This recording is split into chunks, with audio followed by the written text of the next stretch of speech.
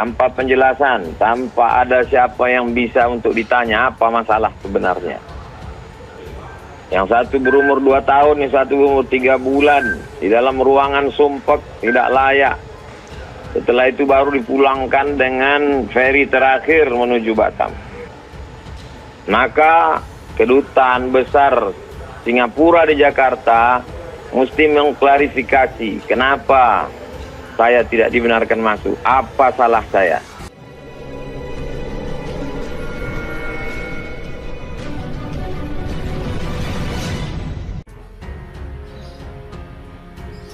Selain Ustadz Abdul Somad, Prabowo hingga Gatot pernah dilarang masuk negara lain.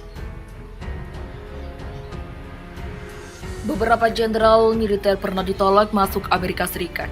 Alasan penolakannya berbeda dengan penolakan Singapura terhadap Ustadz Abdul Somad atau UAS.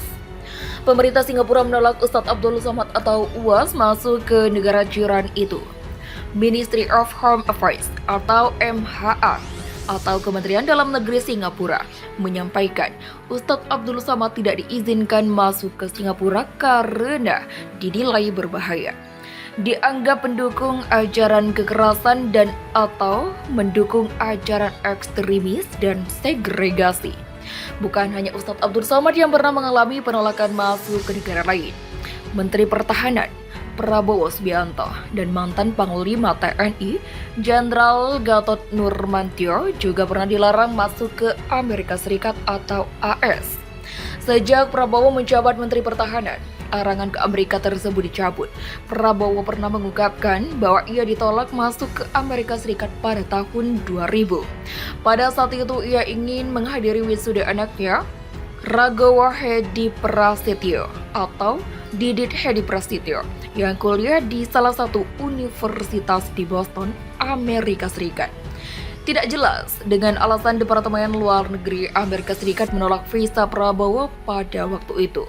Namun laporan New York Times pada Maret tahun 2014 menyebut Washington sempat menjauhkan diri dari para pendukung mantan Presiden Soeharto pasca kejatuhan rezim Orde Baru.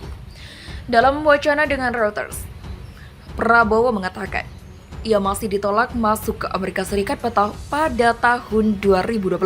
Sumber Reuters menyebut penolakan terhadap Prabowo terkait dugaan kerusuhan pada Mei 1998 dan penculikan aktivis mahasiswa. Namun Prabowo membantah semua tuduhan itu.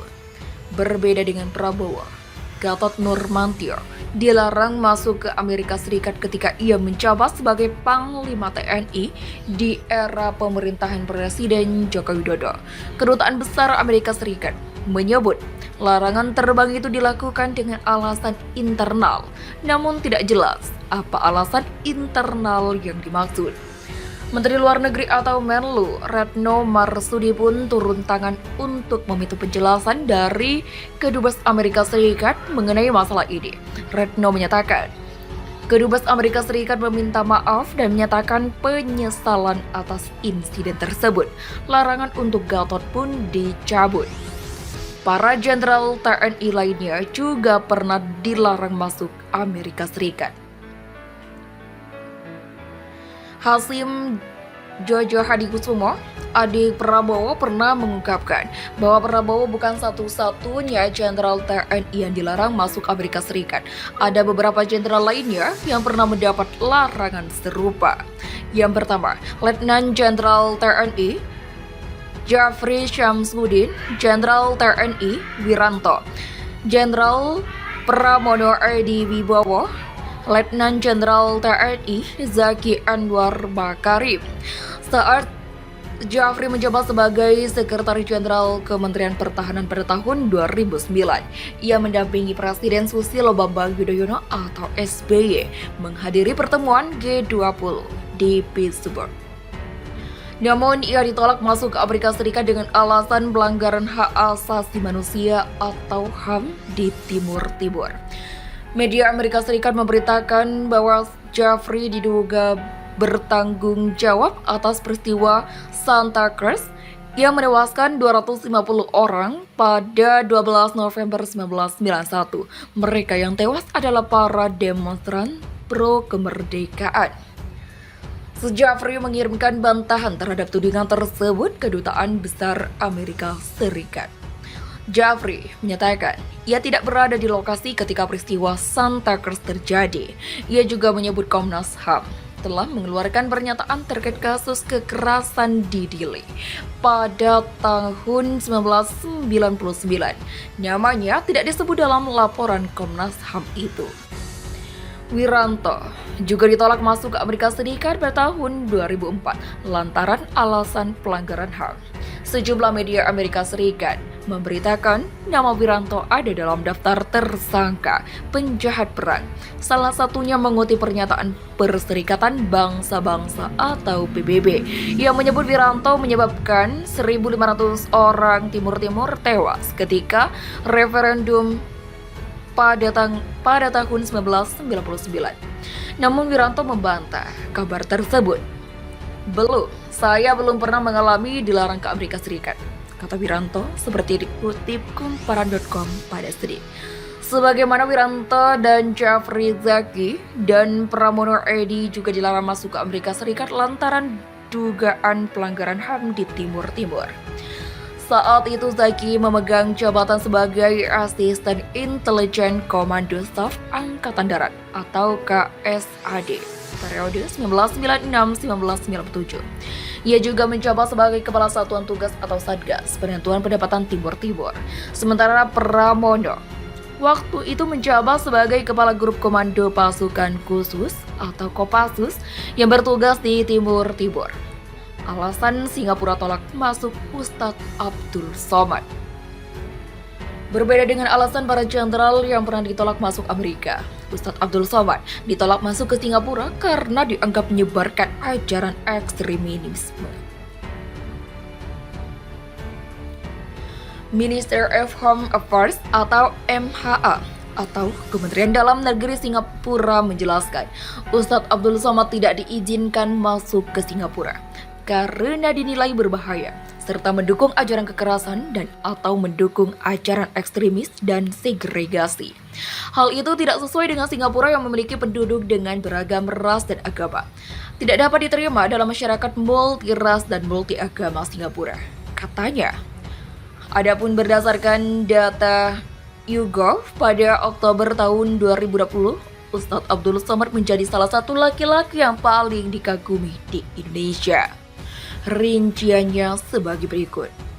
MHA juga memberikan contoh beragam aktivitas Ustadz Abdul Somad yang memberikan ceramah untuk memperbolehkan aksi bom bunuh diri dalam konteks konflik di Timur Tengah, yaitu antara Israel dan Palestina. MHA menganggapnya sebagai operasi martir. Tak hanya itu, MHA menganggap Ustadz Abdul Somad merendahkan anggota komunitas agama lain seperti umat Kristiani. Ustadz Abdul Somad juga disebutkan memberikan gambaran bahwa salib merupakan tempat tinggal jin. Selain itu, Somad secara terbuka menyebut non-muslim sebagai kafir, tulis keterangan tersebut. Sedangkan pihak Ustadz Abdul Somad mengaku bahwa Ustadz melakukan perjalanan ke Singapura dalam rangka kunjungan sosial.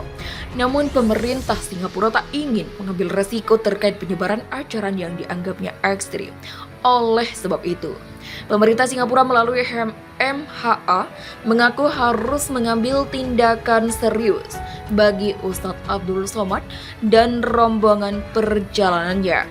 Hal ini karena dianggap berpotensi menyebarkan ajaran kekerasan dan atau mendukung ajaran ekstremis.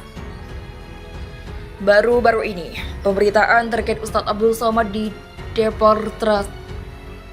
dideportasi pihak Singapura menjadi sorotan netizen.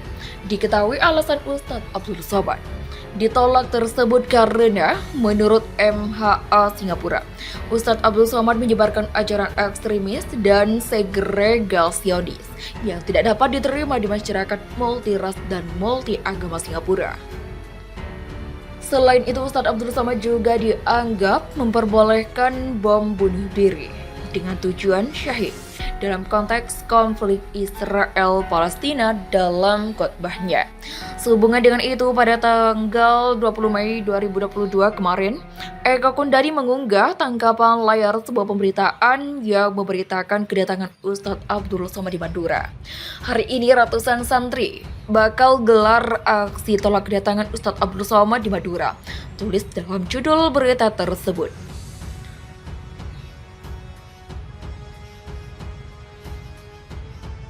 Arwi berkata, walaupun saya pesimis, tapi semoga Pak Polisi mau tangkap penyebar hoaks dan pembuat gaduh ini. Tangkap Eko Kundadi.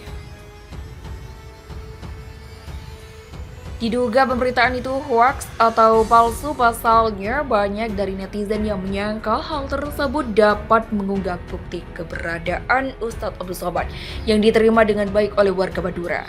Alhamdulillah, tolak di Singapura Ustadz Abdul Somad malah disambut antusias di Madura, ujar Campat 3. Banyak dari netizen yang menyatakan cuitan Eko Kundadi sebagai pemicu pemecah dan perdebatan antara masyarakat. Hal itu yang membuat nama Eko Kundadi trending dan mendapat tudingan sebagai anak PKI atau Partai Komunis Indonesia. Hashtag tangkap Eko Kundadi. Kalau kagak dikandengin, bisa mati di jalan nih orang, ujar Kang Ojek Independen.